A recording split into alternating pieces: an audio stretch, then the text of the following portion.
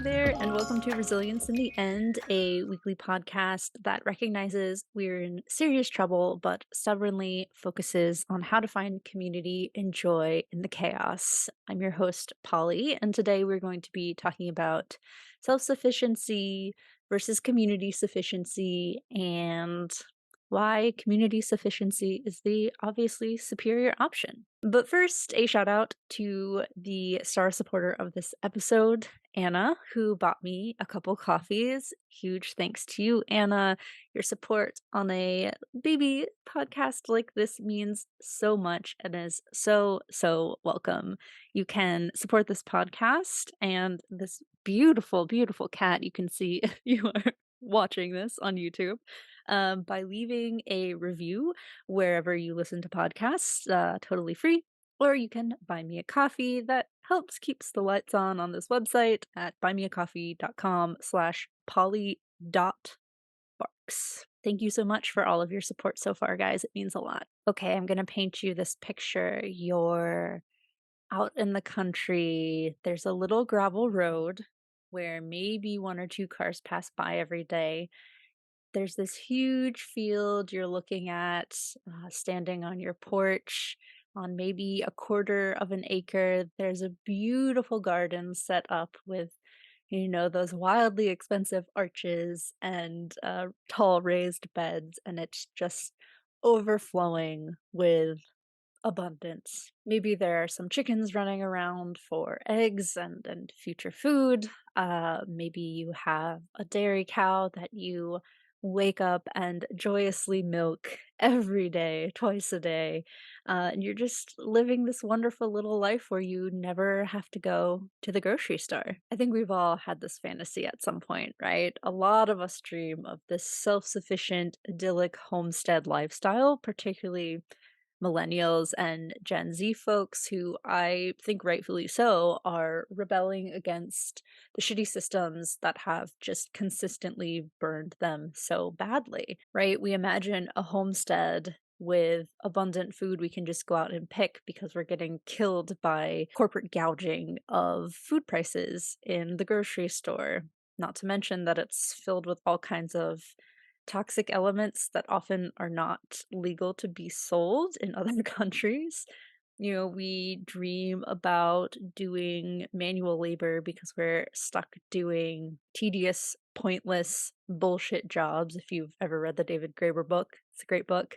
That feel pointless and maybe even putting into a system that we don't support. It makes sense that we have this dream because we don't want to rely on these long, thin, ultimately unethical and unsustainable in every sense of the word, global supply chains. We want to know that our vegetables have been tenderly cared for throughout their life using only organic growing practices.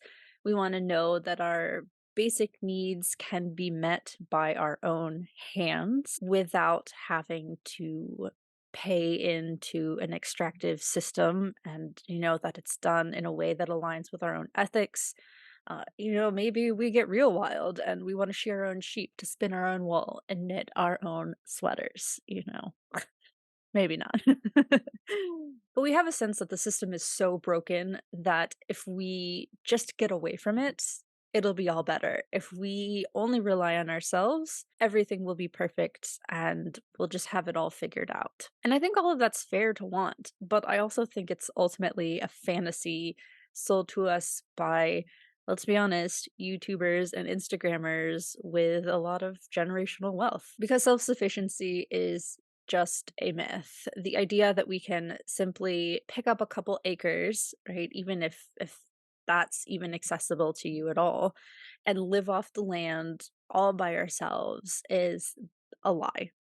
Logistically, it's just unlikely that you'll be able to build up enough resources and capacity to provide yourself with everything you need. If you've ever grown a vegetable garden and then needed to process that food after months and months of growing and hours of processing with a couple jars of tomato sauce, like the amount of effort and work that comes into getting anywhere near sufficiency in one part of your life is so much work. And I think spiritually, a lone fighter against out of control wildfires, surprise Category 5 hurricanes, and other fearful events that are coming and have come with the climate crisis doesn't ever win. That lone fighter is always going to lose against the broader elements of a very angry Mother Nature. And it's kind of confusing that this idea of self-sufficiency as a real thing is even the weirdly beloved Little House on the Prairie books, which is like a call to homesteading for many like of those kind of trad wife white women in the 21st century, show a life that's not actually that self-sufficient. Sure, they do a lot of work and live subsistently on mostly things they grow, but borrowing, trading, and leaning on community was an integral part in all of that. They still went to the store, they still traded things with their neighbors, they still bought things.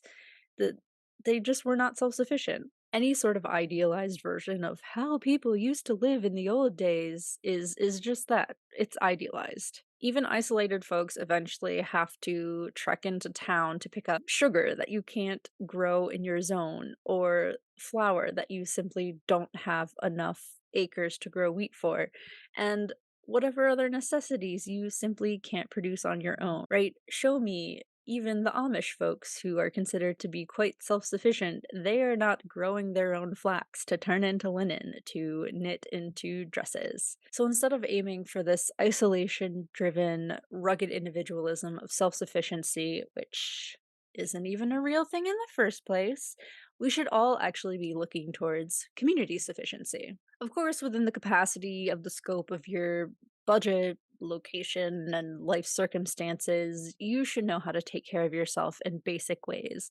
Knowing how to cook simple meals with basic location and seasonal specific ingredients, knowing basic first aid practices, and having a basic first aid kit on hand.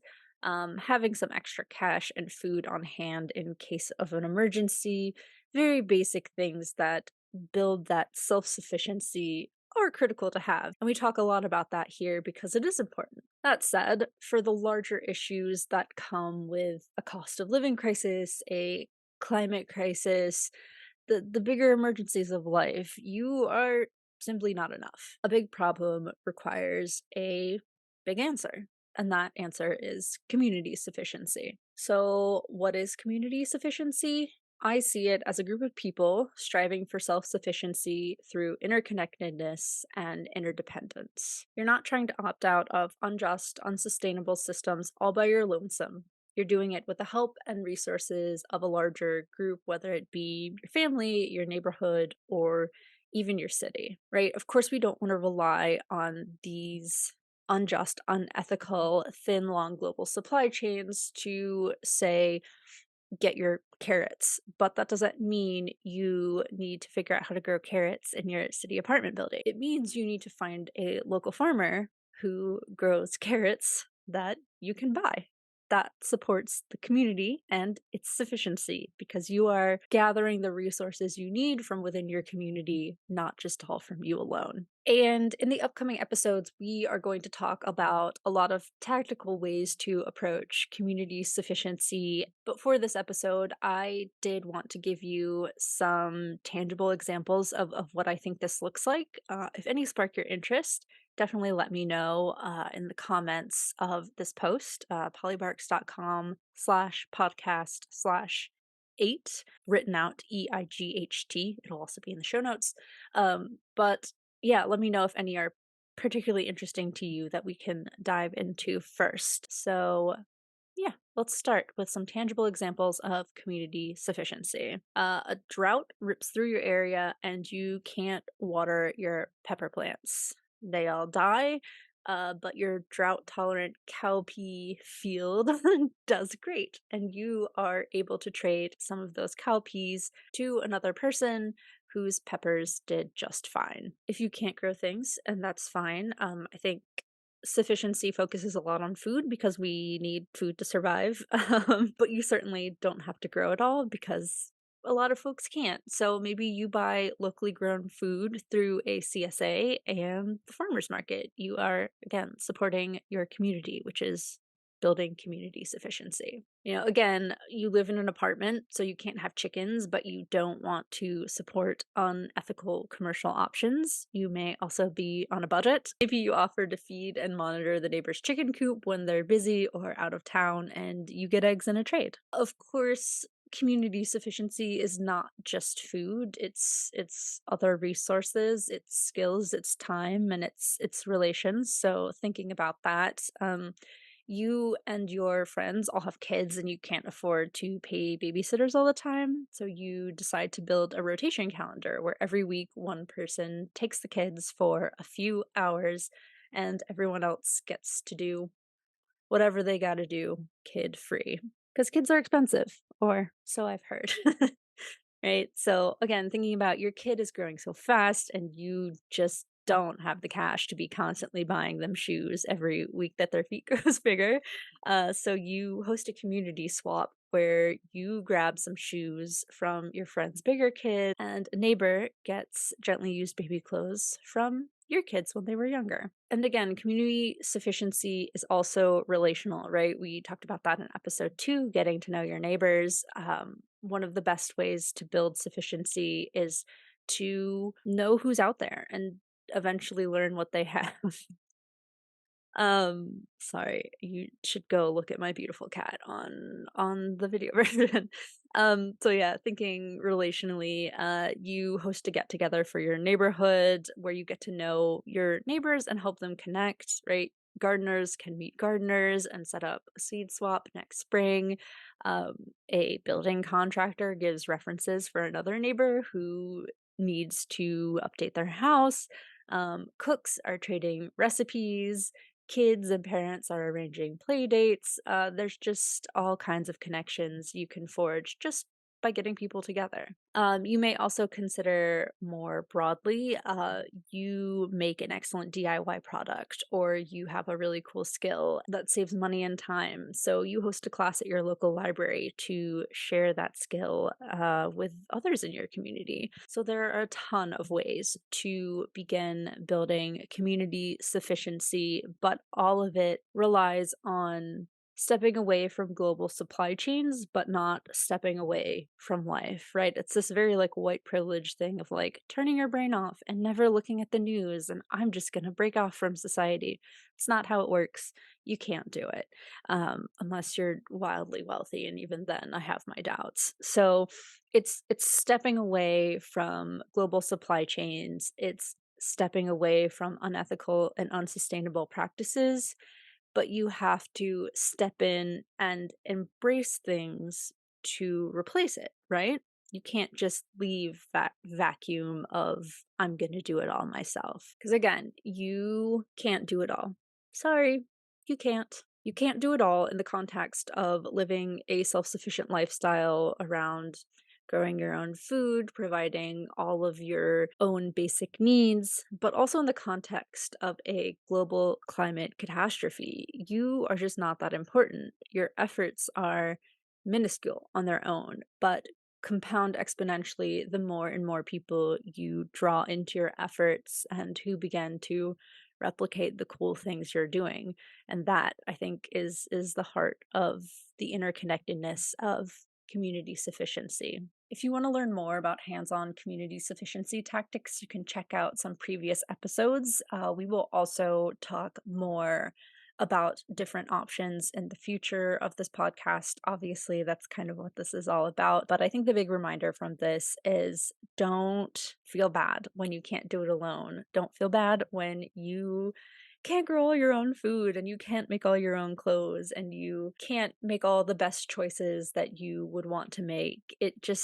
It's impossible, and so we need a strong vibrant community around us to fill the gaps that we can't fill ourselves. So as always, if you have thoughts on this, if you have something you want to share or a question about any of this, definitely leave a comment on the podcast. Like I said, it's polybarks.com/podcast/8EIGHT.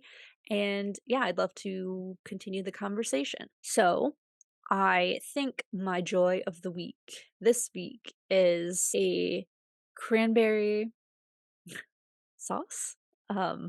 That's a silly joy, but, I made this cranberry conserve?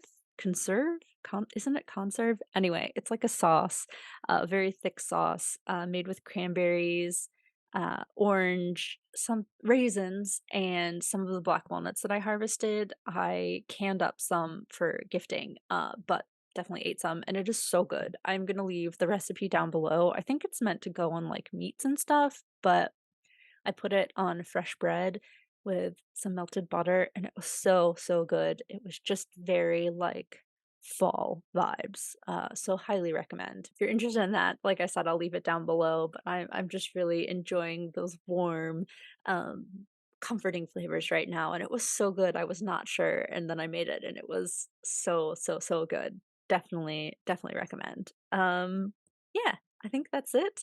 I will be back with you next week to talk more about community building and resilience in the end. And yeah, see you soon.